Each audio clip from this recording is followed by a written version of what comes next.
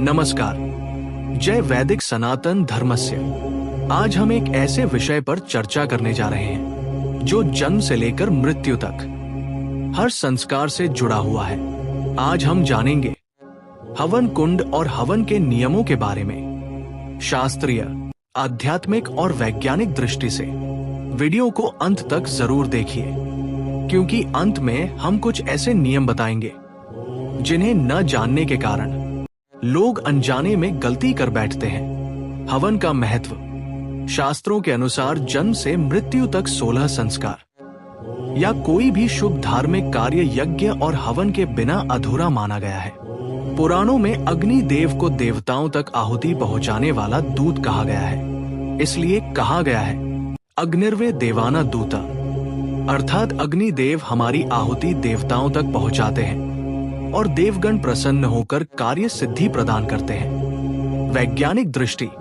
वैज्ञानिक तथ्यों के अनुसार जहां नियमित रूप से हवन होता है, वहां के आसपास रोग उत्पन्न करने वाले कीटाणु शीघ्र नष्ट हो जाते हैं। हवन से वातावरण शुद्ध होता है और ऑक्सीजन की मात्रा बढ़ती है। हवन के प्रकार। हवन मुख्यतः 2 प्रकार के होते हैं। पहला वैदिक हवन, दूसरा तांत्रिक हवन। चाहे वैदिक हो या तांत्रिक, दोनों के लिए हवन कुंड और वेदी का निर्माण अत्यंत आवश्यक होता है। इसी वेदी को शास्त्रों में मंडल भी कहा गया है। हवन की भूमि। हवन के लिए भूमि का चयन बहुत ही महत्वपूर्ण माना गया है। उत्तम भूमि नदी के किनारे, मंदिर परिसर, संगम स्थल, उद्यान या पर्वतीय क्षेत्र। अशुभ भूमि, फटी हुई भूमि, बाल या केश युक्त भूमि, सांप की बाबी वाली भूमि। हवन कुंड की बनावट। हवन कुंड में 3 सीढ़ियां होती हैं, जिन्हें मेखला कहा जाता है। पहली सीढ़ी सफेद रंग, दूसरी सीढ़ी लाल रंग, तीसरी सीढ़ी काला रंग। इन तीनों सीढ़ियों में 3 देवताओं का वास माना गया है। पहली सीढ़ी भगवान विष्णु, दूसरी सीढ़ी ब्रह्मा जी, तीसरी सीढ़ी भगवान शिव। महत्वपूर्ण नियम। हवन करते समय अगर सामग्री कुंड के बाहर गिर जाए तो उसे वापस कुंड में नहीं डालना चाहिए।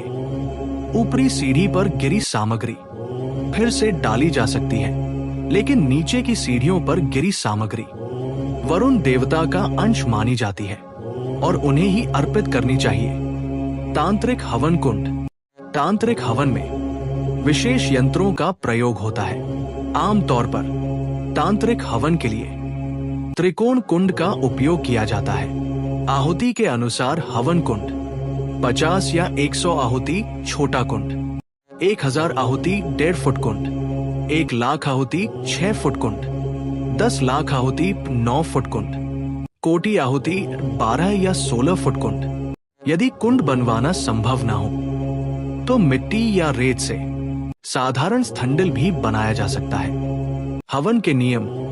हवन में मृगी मुद्रा का प्रयोग करना चाहिए। आहुति डालते समय शास्त्र, गुरु और आचार्य की आज्ञा का पालन करें।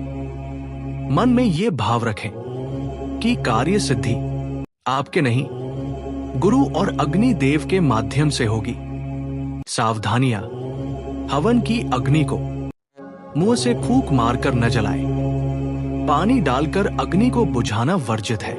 अग्नि की शिखा वाला भाग अग्नि देव का मुख कहलाता है, उसी भाग में आहुति देनी चाहिए। हवन के लाभ। हवन से शरीर के रोग नष्ट होते हैं, वातावरण शुद्ध होता है, मानसिक शांति मिलती है और सकारात्मक ऊर्जा का संचार होता है। आज हमने जाना हवन कुंड और हवन के नियमों के बारे में। आने वाले वीडियो में हम हवन सामग्री, समिधाएं और रोग नाश में हवन की भूमिका विस्तार से जानेंगे।